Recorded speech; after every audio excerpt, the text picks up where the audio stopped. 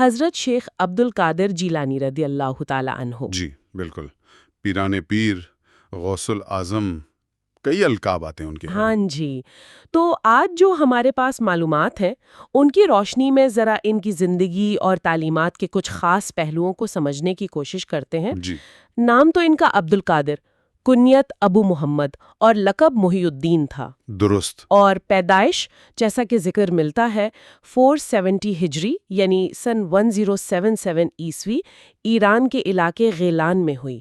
والد صاحب سید ابو صالح موسیٰ جنگی دوست اور والدہ فاطمہ بنت عبداللہ دونوں ہی بہت نیک لوگ تھے۔ جی ہاں، اور ایک اہم بات یہ بھی ہے کہ ان ذرائع میں ان کے شجرۂ نسب کا بھی ذکر ہے، جو والد کی طرف سے حضرت امام حسن اور والدہ کی طرف سے حضرت امام حسین سے ملتا ہے۔ اچھا، یعنی حضرت علی علیہ السلام اور حضرت فاطمہ علیہ السلام تک۔ تو اسلامی روایت میں اس نسبت کی ظاہر ہے ایک خاص اہمیت سمجھی جاتی ہے، روحانی پاکیزگی کی علامت۔ تلاش انہیں بغداد لے آئی۔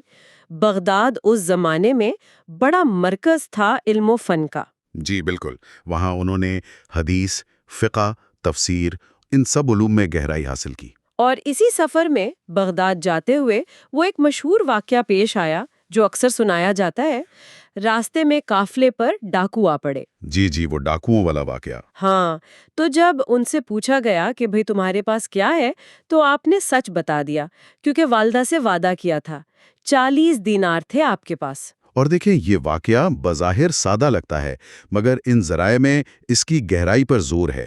جب ڈاکوؤں کے سردار نے پوچھا حیران ہو کر کہ بھئی سچ کیوں بولا؟ ہاں، چھپا بھی تو سکتے تھے۔ بالکل، تو آپ کا جواب تھا کہ والدہ سے وعدہ کیا تھا۔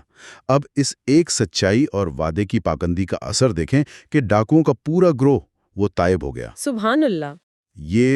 یہ دکھاتا ہے کہ ایک انسان کی اخلاقی مضبوطی کیسے دوسروں کو بدل سکتی ہے بغیر کسی ظاہری طاقت کے۔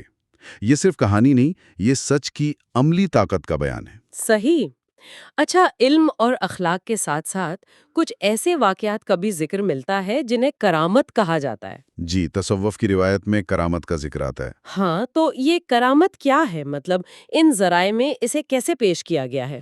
دیکھیں، تصوف میں کرامت کو اللہ کے نیک بندوں سے ظاہر ہونے والے غیر معمولی واقعات کہا جاتا ہے۔ یہ اللہ سے قربت کی ایک نشانی سمجھی جاتی ہیں، بذات خود کوئی مقصد نہیں۔ اچھا۔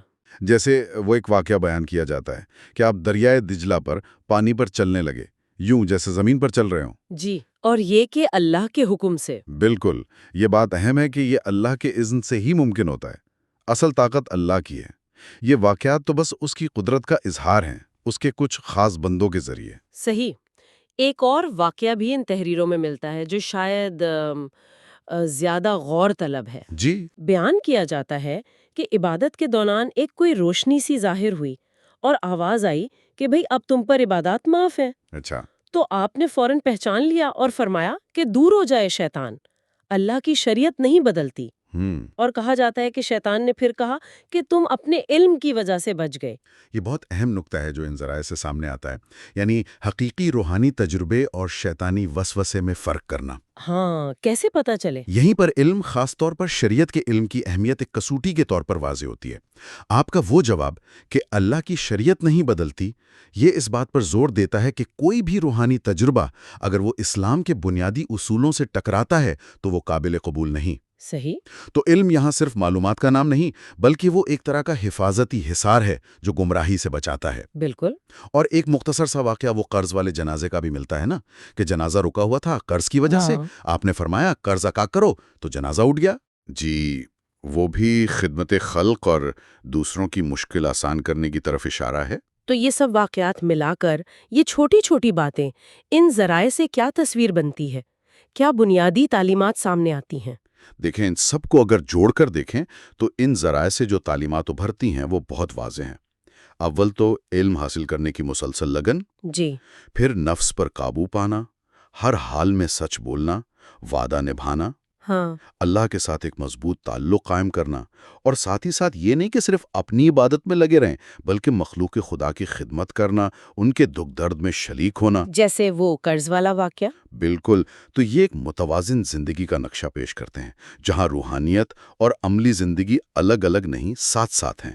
تو خلاصہ پھر یہی ہوا کہ ان ذرائع کی روشنی میں حضرت شیخ عبدالقادر جیلانی رحمۃ اللہ علیہ کی زندگی علم، گہری روحانیت، شریعت کی پابندی اور عملی حکمت کا ایک امتزاج ہے۔ جی بالکل۔